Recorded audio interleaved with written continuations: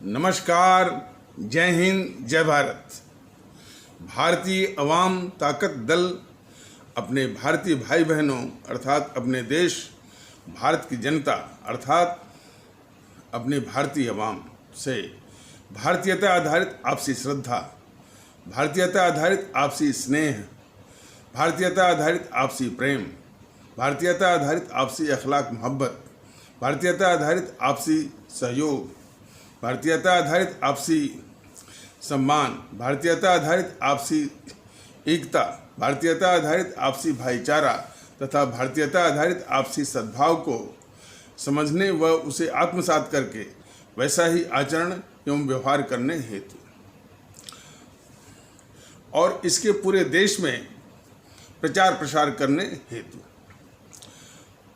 और प्रत्येक देशवासी को इसकी अहमियत और महत्व को समझाकर उसे अपनाते हुए वैसा ही आचरण एवं व्यवहार करने हेतु और प्रत्येक देशवासी को अपना ही भारतीय भाई बहन मानकर समझकर अपनाकर उनके साथ वैसा ही और उससे अनुसार आचरण एवं व्यवहार करने हेतु सतत सदैव और हमेशा अदब के साथ आदर के साथ अर्ज करता है, विनती करता है।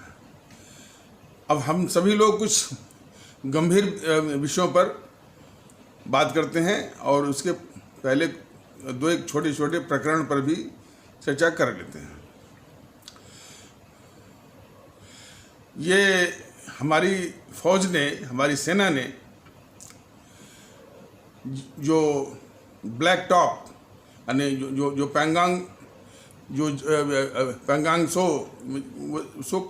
तिब्बती भाषा में सो माने झील होता है, तो पैंगांग झील के आसपास जो है ब्लैक टॉप पहाड़ी पर जो कब्जा किया है, ब्लैक टॉप है और हेलमेट टॉप है और भी कई हैं, तो सामरिक दृष्टि से बहुत महत्वपूर्ण है और इससे हमारे दुश्मन चीन में बहुत बौखलाहट है और उसकी बौखलाहट कई रूपों में दिख भी रही है। उसका यानी ग्लोबल टाइम्स भारत को धमकी भी देता है, युद्ध की भी धमकी देता है और उसके रक्षा मंत्री शायद जैसा कि रिपोर्ट आ रही थी कि जो एससीओ की जो मीटिंग थी मॉस्को में, SCO means Shanghai cooperation organisation, जिसमें कि भारत, रूस और चीन हैं, तो उसमें चीन के रक्षा मंत्री ने रिक्वेस्ट किया था बात करने के लिए। तो इस तरह की माने करने बौखलाहट का वो है और उस बौखलाहट का एक कारण भी है कि जब से भारत और चीन के साथ ये तनाव हुआ है और अमेरिका भी वो चीन को सिमटाना चाहता है और समझता है कि उसको सिमटाने में ये भारत मैंने एशिया में एक सशक्त ताकत है जो कि उसको शिकस्त दे सकती है, तो भारत के साथ आ गया है।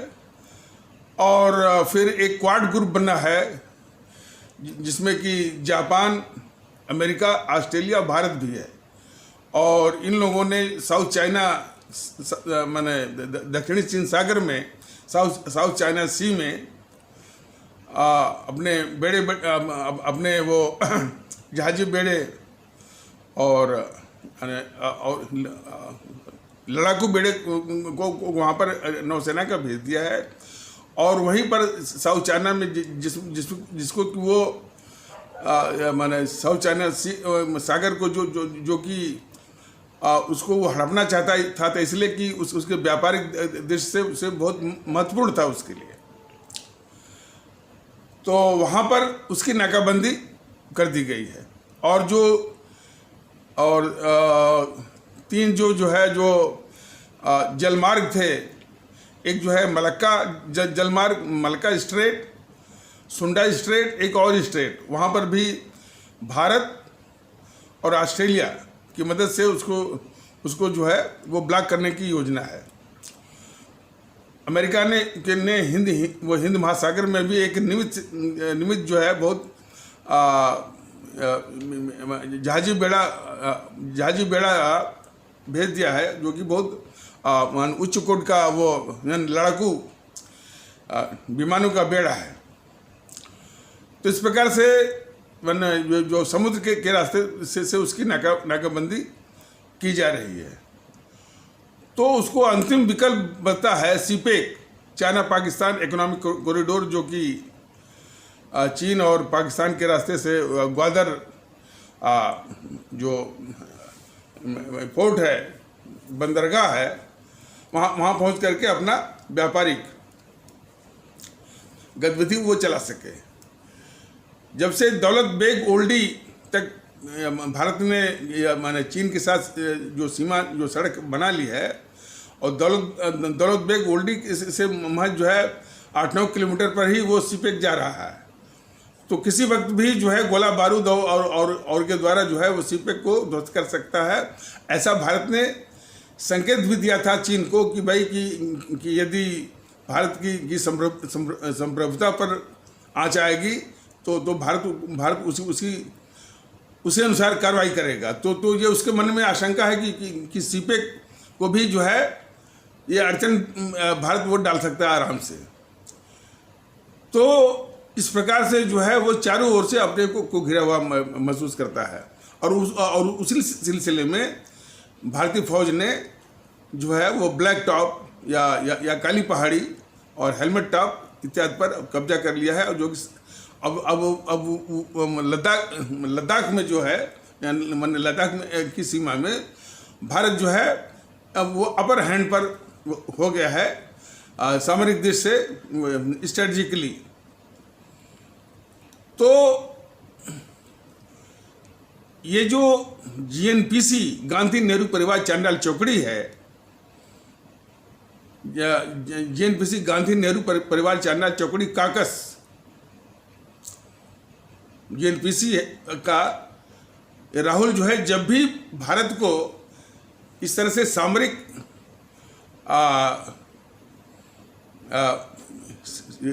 सामरिक इसकी जो प्रतिष्ठा बढ़ती है, तो इस गद्दार राहुल को आग लग जाती है। आपने देखा होगा कि जब हमारी फौज ने सर्जिकल स्ट्राइक किया था पाकिस्तान की सीमा में जा करके, वो जो आतंकवादियों के जो उनके कैंप्स थे, जो उनके शिविर थे, उसको तबाह किया था। और उसके बाद हमारी फौज वायुसेना ने पाकिस्तान में घुस करके बालाकोट पर एयर स्ट्राइक करके वहाँ भी आतंकवादियों के ठिकानों को तबाह किया था।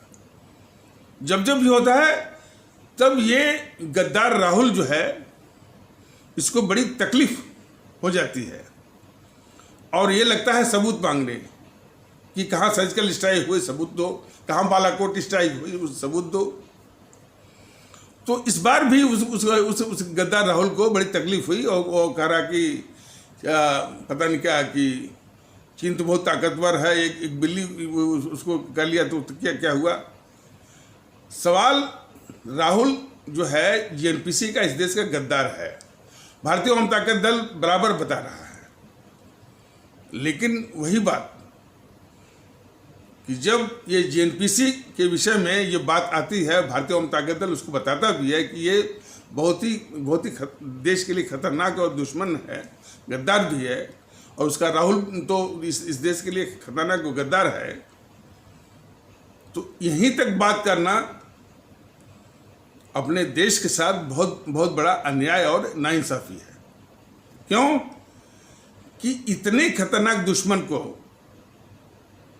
मोदी जी राष्ट्रवाद के मुखौटे के नीचे उसको पाल रहे हैं और उसके उल्टे आरोपों को झेलते हैं। ये भी एक विशेषता है, ताकि वो जनता की नज़रों में साफ सुथरा दिखे, और ताकि जनता की नज़रों में ये दिखे जो वो कह रहा है वो सही कह रहा है, तो उसके आरोपों को भी झेलते हैं और उनके आगे घुटने टेक रहे हैं। यही जो है मोदी जी का सबसे बड़ा राष्ट्रद्रोह है या देश के साथ गद्दारी है कि इन गद्दारों को पालना। तमाम कारगुजारियां हैं जेएनपीसी के देश के खिलाफ, गद्दारियों की लंबी लंबी फहरिस्त है।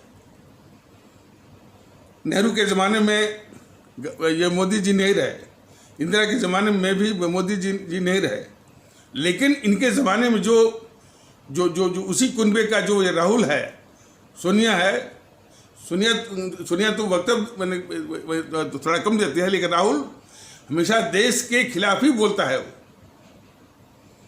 और उसकी कारगुजारियां भी वो देश के खिलाफ है, वो गद्दार है इस देश का। लेकिन मोदी जी के द्वारा वो पाला जा रहा है। ये बिल्कुल स्पष्ट तौर पर सरासर जो है मोदी जी का ये राष्ट्रद्रोह है और देश के खिलाफ ये सरासर जो है ये देश विरोधी उनकी गतिविधि चल रही है। देश के दुश्मनों को पालना, देश के गद्दारों को पालना। और ऐसे में ये एनडीटीवी वाला, आज तक वाला और न्यूज़ 24 वाला और भी है, चीन की बात को पहले दिखाएंगे, प्रमुखता से दिखाएंगे और एक नाम करने के लिए भारत की बात बाद में दिखाएंगे। इसी देश में यहीं पे खाते हैं, यहीं पे पीते हैं, इसी देश की सारी सुविधाओं का उपभोग करते हैं और इसी मुल्क की थाली में छेद करने वाले ये एनडीटीवी और उसके सारे पत्रकार, रवीश कुमार सबसे बड़ा गद्दार और उसका मालिक भी जो प्रणव राय है वो भी गद्दार है इस देश का। और न्यूज़ 24 जिसके मालिकिन है अनुराधा प्रसाद और अनुराधा प्रसाद किसकी पत्नी है? राजीव शुक्ला की। राजीव शुक्ला क्या है? वो जेएनपीसी का एक चमचा है। और आज तक वाला भी ये सब तीनों जो है, जब भी कोई बात होती है तो चीन की बात पहले दिखाएंगे। उदाहरण के लिए कल का ही ले लीजिए, तो ये एनडीटीवी वाला दिखा रहा था कि सीमा पर जो भी लद्दाख की सीमा पर जो भी हालात बिगड़े हैं उसके लिए भारत जिम्मेदार चीन कह रहा है। जो भी स्थिति बिगड़ी है वो भारत ने बिगाड़ी है। ये बराबर है, उसको वो फ्लैश कर रहा था। और बाद में जब ये भारत के खिलाफ वो दिखा देगा चीन का, तो नाम मात्र को ये एक जो वो भारत का भी वक्तव्य दिखा देगा। इसी देश में रहकर के इसी देश के साथ गद्दारी करना। लेकिन फिर वही बात है, ये गद्दार जो है किसके शासन में पाले जा रहे हैं, किसकी छत्र छाया में पाले जा रहे हैं, किसके पेट्रोनेज और प्रोटेक्शन में पाले जा रहे हैं? मोदी जी।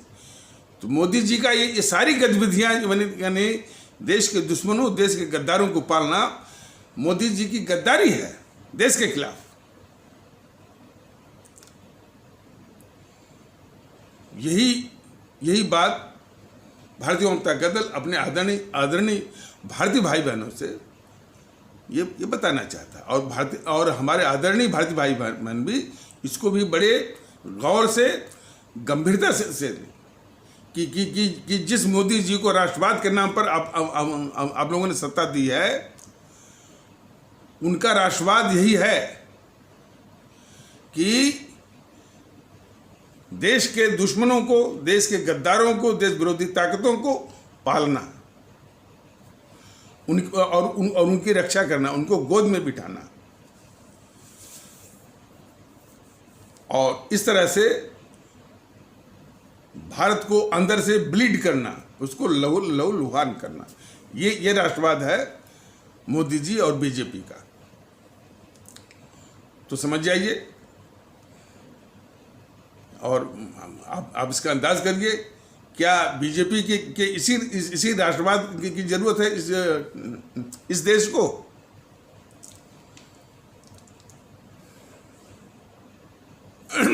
अब एक बात रखी जा रही है, हालांकि वो कोई बहुत बड़े महत्व की नहीं है, लेकिन उसके संकेत बहुत बड़े हैं। कोई कह रहा था कि ये जीएनपीसी वाले बीजेपी के लिए माने एक प्रचार कर रहे हैं कि ये चीनी पार्टी है। चीन माने अपरेंटली चीन के साथ जोड़ने की। और जब उनसे पूछा जाता है कि भाई कि बीजेपी के लिए चीनी पार्टी क्यों कर रहे हैं, अरे चीनी इसलिए कि जो मोदी है ना वो चाय वाला है, तो चाय वाला तो चाय वाले को चीनी की जरूरत पड़ती है, इसलिए जो है वो चीनी की पार्टी हो गई। और जनता में यह कहना कि भाई ये चीन की पार्टी क्यों? देखिए, ये मैंने पहले बताया गया है कि ये जीएनपीसी एक जो है बहुत ही थोड़े से कुछ एकाध अपवाद जरूर होंगे, एक बहुत शातिर किस्म के अपराधियों का एक गिरोह गैंग है ये। तो जो अपराधी होता है यानी जिस अपराध का वो अपराधी होता है, तो उसके लिए यानी वो लोग उस पर इस बात के लिए निशाना न साधें और उसको कटघरे में खड़ा न करें, तो उसका वो पहले से ही हल्ला करना वो शुरू कर देता है। जैसे मीडिया के विषय में तमाम जीएनपीसी के जितने भी चमचे हैं, प्रचारक हैं, गोदी मीडिया, सुपारी मीडिया, फलान मीडिया, सही है, और वही बोलते हैं। एनडीटीवी का जो रवीश कुमार हमेशा गोदी मीडिया, सुपारी मीडिया बोलता रहता है, बात सही है। वो खुद ही एनडीटीवी खुद ही एक गोदी मीडिया है, सुपारी मीडिया है, और उसने सुपारी ले रखी है इस देश की सबसे खतरनाक और इस देश की सबसे दुश्मन और गद्दार पार्टी जीएनपीसी की उसने सुपारी ले रखी है देश के खिलाफ गद्दारी करने की। कौन? एनडीटीवी वाला और उसका रवीश कुमार। तो वो बराबर कभी उसकी बात सुनिए, बस गोदी मीडिया और सुपारी मीडिया की बात बोलता था। तो वो गोदी मीडिया भी है, सुपारी मीडिया भी है, लेकिन वो दूसरों के लिए वो बोलता रहता है। उसी प्रकार चीन के साथ मिलकर के पूरा का पूरा नेहरू ने इस देश के साथ कितनी बड़ी गद्दारी किया। और फिर इसके बाद जो है ये जो है इंदिरा, मतलब कि इन कम्युनिस्टों के लिए एक जो है वो यूनिवर्सिटी खोल दिया, जवाहरलाल नेहरू यूनिवर्सिटी, कम्युनिस्टों का अड्डा।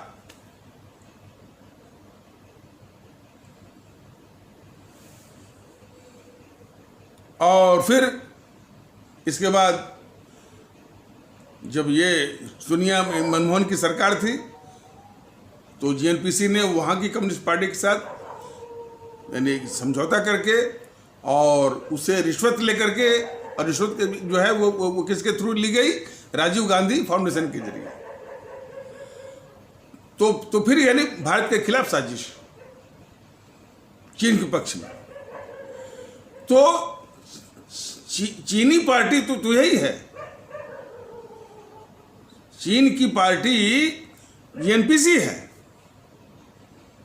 तो ये आरोप कोई उसके ऊपर न लगाए कि ये चीन की पार्टी है जीएनपीसी।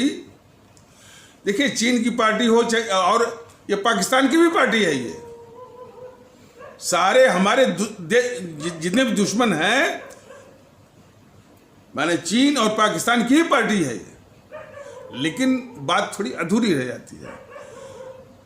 यह जो जीएनपीसी है वह चीन तो बाहर है, पाकिस्तान भी बाहर है भारत के। ये देश के अंदर उस दुश्मन चीन और दुश्मन पाकिस्तान से कई गुना खतरनाक है ये।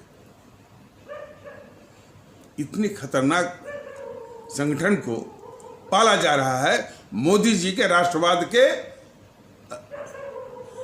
की छत्र छाया। ये खतरा, ये गद्दारी कर रहे हैं मोदी जी। देखिए, मेरा ये अपने आदरणीय भारतीय भाई बहनों से निवेदन है कि ये जो संदेश भारतीय जनता दल यूट्यूब के माध्यम से दे रहा है, और इसमें खास करके जो ये बताया जा रहा है कि मोदी जी देश के साथ कौन सी गद्दारी कर रहे हैं, इन देश के दुश्मनों को पाल करके, जेएनपीसी जैसे, जेएनपीसी है, वामदल है, ये दोनों देश के बहुत खतरनाक किस्म के गद्दार हैं, पाल करके ये जितना अधिक से अधिक हमारे भारतीय भाई बहनों के बीच में जाएगा, और वो भारतीय भाई बहन इसको आगे बढ़ाते रहें और इसको बड़ी गंभीरता से देखें, क्योंकि ये देश की सुरक्षा से जुड़ा हुआ मुद्दा है कि ये मोदी बीजेपी राष्ट्रवाद के नाम पर आई, और फिर वो सिर्फ वोट के लिए और वो सत्ता में बने रहने के लिए इस सारे दुश्मनों को ये पाल रही है अंदर से।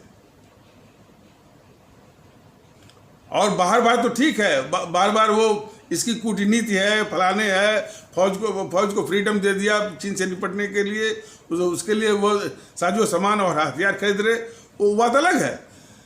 लेकिन देश के अंदर जो है पूरी गद्दारी चल रही है मोदी और श्री मोदी जी और उनकी सरकार द्वारा और बीजेपी द्वारा इन देश के दुश्मनों को पालने की, और बहुत बड़ी साजिश के तहत। आप हमको देखते होंगे ना कि जब भी ये टीवी चैनल, टीवी को जो वो टीवी को करोड़ों लोग देखते हैं, उसमें जिस तरह से ये जेएनपीसी के प्रवक्ता और वाम दलों के प्रवक्ता कितने हिंसक और आक्रामक तरीके से माने आक्रमण करते हैं बीजेपी वालों के ऊपर, तो देश को लगता है ना कि भाई जो ये कर रहे हैं सही है, और ये भीगी बिल्ली की तरह जो है वो दुबक जाते हैं। जरा भी नहीं भाव आता है कि भाई ये बोलने वाला ये सब देश के दुश्मन है, वो बोल रहा है। अब किसी भी देशभक्त को और किसी भी मूल परस्त भारतीय को उसके दिल पर क्या गुजरती होगी जब उसके सामने देश का सबसे बड़ा दुश्मन, देश का जो सबसे खतरनाक पार्टी जेएनपीसी और ये वाम दलों के प्रवक्ता इतने हिंसक रूप से उल्टे जो है आक्रमण करते हैं इसमें जो है बीजेपी के प्रवक्ताओं के ऊपर, और वो भीगी बिल्ली की तरह जो है वो दुबक जाते हैं। यानी कितना एक साइकोलॉजिकल जो है लिंचिंग ये मिलती है उससे। ये सब जो है हमारे आदरणीय प्रधानमंत्री मोदी जी की देश के खिलाफ गद्दारी का ही परिणाम है। क्या गद्दारी? देश के खतरनाक दुश्मनों को वोट के लिए पालना।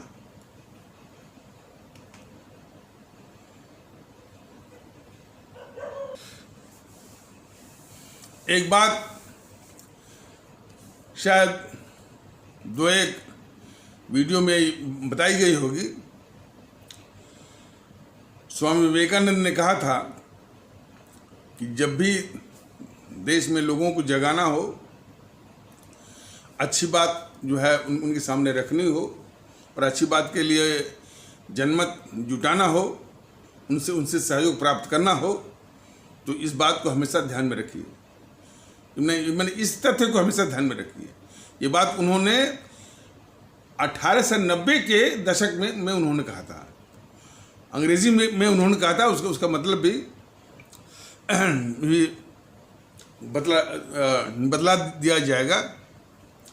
उन्होंने कहा कि the only hope is from the masses, the only hope is from the masses, the light of this country is morally and physically dead. जब हमारा देश गुलाम था तो उस गुलामी उस गुलामी से मुक्ति पाने के लिए जो अपने भारतीयों को जगाना था, तो उसमें उन्होंने कहा था कि इस मैंने अपनी अपनी भारतीयता को जगा करके गुलामी से और अंग्रेज़ों को भगाने के लिए और गुलामी से छुटकारा और मुक्ति पाने के लिए जो भी इस तरह की मुहिम चलाई जाएगी, जो भी इस तरह का प्रयास किया जाएगा, उसमें मासेस, जो आम आदमी है, जो गरीब आदमी है, उसी से उम्मीद की जा सकती है। The only hope is from masses. क्यों? The elite of this country, elite माने जो संभ्रांत वर्ग है, अब जिसमें उन्होंने बोला था 1890 के दशक में, तो उस समय का इलाइट वर्ग कौन था? वो उसमें के इलाइट वर्ग थे, राजा थे, नवाब थे, जमींदार थे। ये इलाइट वर्ग था। तो वो साथ में नहीं आया।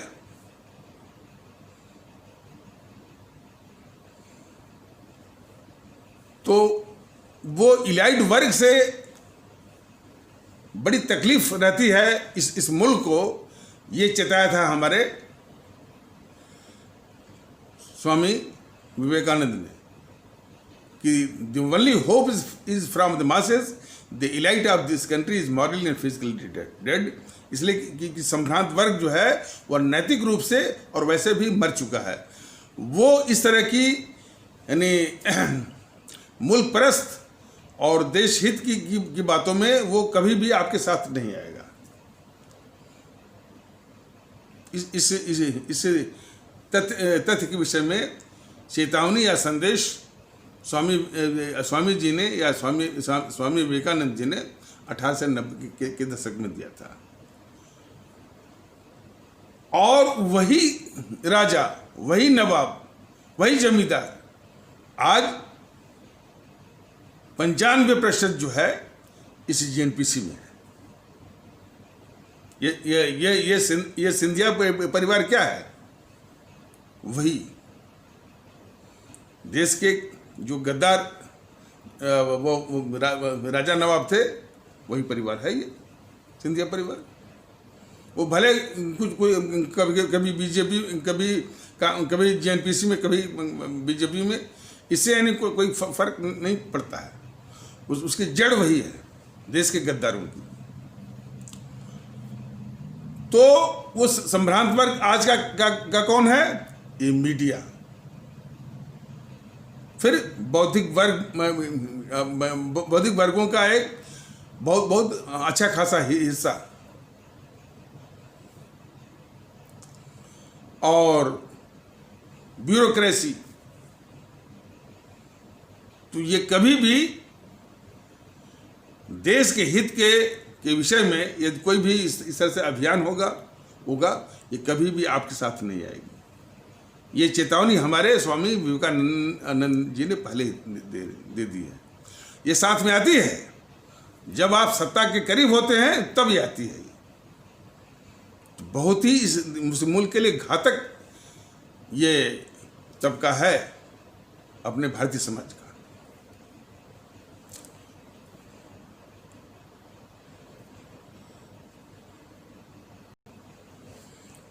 अब देखिए, भारतीयता की बात, भारतीय ओम ताकत दल हालांकि यूट्यूब के में संदेश के पहले से भी वो चला रहा है, ऐसी बात नहीं है। साधन की सीमाएं थी, इक्का दुक्का छिटपुट चला रहा था, और ये करीब 11-12 महीनों से यूट्यूब के संदेश के माध्यम से ये बात अपने आदरणीय भारतीय भाई बहनों के को बता रहा है। भारतीय एकता की बात किसी से करिए तो वो सतही तौर पर हाँ भारतीय एकता बहुत जरूरी है और हम भी भारतीय भी, बस ये बोल करके निकल जाएं। कौन? वही संभ्रांत वर्ग। लेकिन इसके प्रति जरा भी वो गंभीरता वो नहीं दिखाते।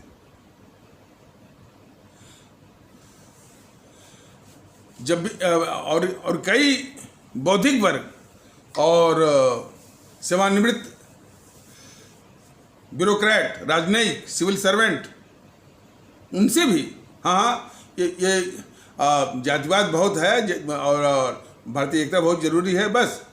लेकिन जातिवाद कितना जकड़ा हुआ है समाज को, हमारे भारतीय समाज को, संप्रदायवाद कितना जकड़ा हुआ है, इसके कारण जो है समाज कितना कमज़ोर हो रहा है, उसमें नफरत और भेद विभेद, शक शुबा, तनाव, यहाँ तक कि हिंसा। तो उस सब के इलाज के लिए भारतीयता जरूरी है और वैसे भी अपने देश के लोगों को जो वास्तविक और संवैधानिक वजूद की पहचान के लिए भी जरूरी है और एकता भी बहुत जरूरी है। और इसकी भी मिसाल दी गई कि जैसे जापान है तो जापान में भी जो औसत जापानी है वह यानी बौद्ध धर्म को प्राथमिकता देता है अपने जितने भी उसके यानी भौतिक चीज़ें हैं, यहाँ तक कि पिता से भी अधिक। ये एक सवाल उसके उदाहरण में यानी एक सवाल और एक तथ्य वो सामने वो रखा गया था कि एक औसत जापानी से से पूछा गया, उसके सामने एक प्रश्न रखा गया कि मान लीजिए आपके सामने एक विकट स्थिति यह हो कि आपके सामने आपके पिताजी हैं और आपका बौद्ध धर्म है। विकट स्थिति इस बात की है कि एक को मार करके ही दूसरे को बचाया जा सकता है। तो इस विकट स्थिति में आप क्या करेंगे? तो उस जापानी ने कहा कि हम अपने पिताजी को मार करके बौद्ध धर्म को बचाएंगे। मतलब कि धर्म के प्रति जो है कितनी उसकी प्रतिबद्धता थी। तो फिर एक सवाल और किया गया कि ये इससे भी एक विकट स्थिति ये है कि आपके सामने आपका बौद्ध धर्म है और आपका राष्ट्र जापान है और उसमें भी स्थिति वही है कि एक को मार करके दूसरे को बचाया जा सकता है। तो क्या करेंगे? कहा हम इसमें जरा भी देर नहीं करेंगे, अपने बौद्ध धर्म को मार देंगे और जापान को बचाएंगे, अपने राष्ट्र जापान को बचाएंगे। तब जा करके जापान जो है, जो कि 1945 में वो नागासाकी और हिरोशिमा में के यानी परमाणु बम के प्रहार से जो तबाह हो गया था, तो वो जापान उठ खड़ा ही नहीं हुआ। आज आर्थिक ताकत बन गया है विश्व की। आज वो तकनीकी वो ताकत बन गया है। वो व्यापार का एक बहुत बड़ा नेता बन गया है और उसकी मिसाल दी जाती है अपने देश में कि देखिए ये चीज़ जापान से बन के आई है, ये तकनीकी जापान की है। तो ऐसे नहीं है। वहाँ का औसत जापानी अपने को सिर्फ जापानी मानता है और राष्ट्र उसको लेकर सर्वोच्च है। और यहाँ हर बात पर देश को पांव के तले कुचलने की एक वो आदत हो गई है। सबसे पहले धर्म, भारतीयों में ताकत ये बार बार बता रहा है कि हिंदू सनातन, इस्लाम और ईसाई, सिख ये धर्म नहीं है, धर्म नहीं है, धर्म नहीं है। ये पंथ कह सकते हैं, नहीं इसको रिलीजन कह सकते हैं, मजहब कह सकते हैं, सेक्ट कह सकते हैं, और सबसे उत्तम होगा कि इसको पंथ कहिए। धर्म क्या है? धर्म माने होता है कि हमारा कर्तव्य क्या है, हमारा फर्ज क्या है, हमारी ड्यूटी क्या है, आचरण और व्यवहार क्या है हमारा। इस सब का समुच्चय भी धर्म कहलाता है। आप रामानंद सागर की जो रामायण को देखे होंगे ना, कई ऐसे दृष्टांत आते हैं, प्रकरण आते हैं कि राजा का क्या धर्म है, राजधर्म क्या है, पति का क्या धर्म है, पत्नी का क्या धर्म है, पुत्र का क्या धर्म है, पिता का क्या धर्म है, माता का क्या धर्म है। धर्म ने कर्तव्य, फर्ज। तो धर्म तो बस हमारे देश में सिर्फ राष्ट्र धर्म ही चलेगा, जो कि प्रत्येक नागरिक को उसका पालन करना अनिवार्य है। और वो राष्ट्र धर्म क्या है कि हमें राष्ट्र की चिंता करनी है, अपने मुल्क भारत की चिंता करनी है कि यह कैसे सुरक्षित रहे, कैसे महफूज रहे और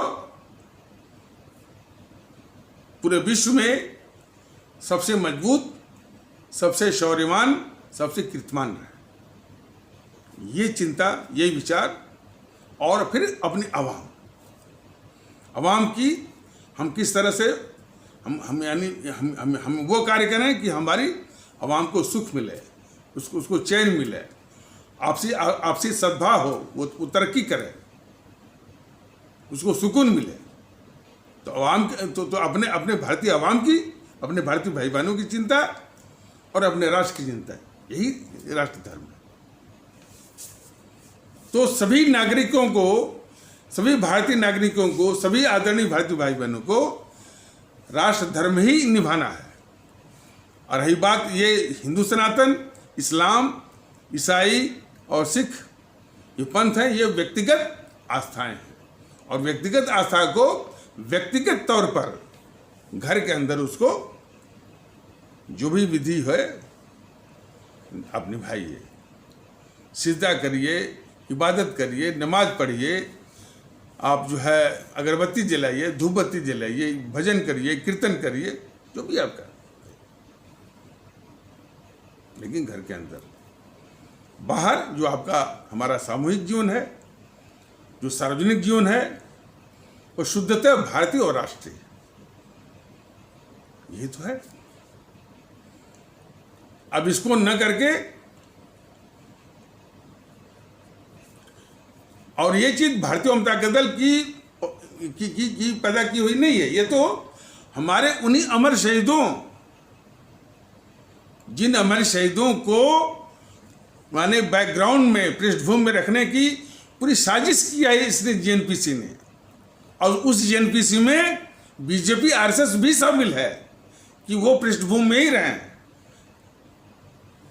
अब उनका फोटो वोटो लगाने से समझ जाने कि भाई कि उसके प्रति कोई आदर है बीजेपी और आरएसएस वालों का या जेएनपीसी वालों का। सुभाष चंद्र बोस के साथ क्या दुर्व्यवहार हुआ इस जेएनपीसी के द्वारा, जेएनपीसी के नेहरू और गांधी के, जेएनपीसी के गद्दार मोहनदास करमचंद गांधी और गद्दार नेहरू के द्वारा क्या व्यवहार हुआ। यहाँ तक कि नेहरू ने तो यहाँ तक गद्दार नेहरू ने तो वो रूस से मिल करके उनको उसी रूस के जेलों में उनको ने बहुत जघन्य यातनाएं दे करके मरवा भी दिया है। मरवाने के बाद वो जासूसी भी करवा। तो हम इस तरह की बातें हैं। तो वो हमारे राष्ट्रभक्त शिरोमणि नेताजी सुभाष चंद्र बोस, ये शहीद आजम भगत सिंह, अमर शहीद चंद्रशेखर आजाद, अमर शहीद अशफाक उल्लाह इत्यादि सबको जो है पृष्ठभूमि में ही रहें, इसकी साजिश बराबर एक बहुत बड़ी साजिश किया है इसलिए जेएनपीसी ने, गांधी नेहरू परिवार, चांदा चौकड़ी काकस ने। और उस साजिश में ये सभी ये सब भी शामिल है, उसका समर्थन करते हैं। सिर्फ फोटो लगाने से जब उनके बने और उन पर भूल जाइए।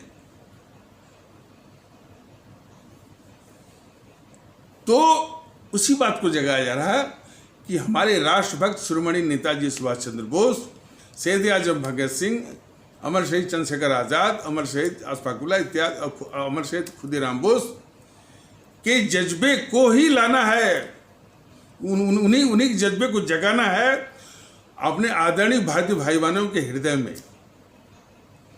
और उसी जज्बे के अनुसार इस देश को ले चलना है। यही जो है भारतीय वाम ताकत दल का प्रयास है, वो भी भारतीयता के माहौल में। तो इन्हीं आवश्यक शब्दों के साथ इस आवश्यक परिचर्चा को यहीं पर विराम दिया जाता है। तब तक के लिए नमस्कार, जय हिंद, जय भारत।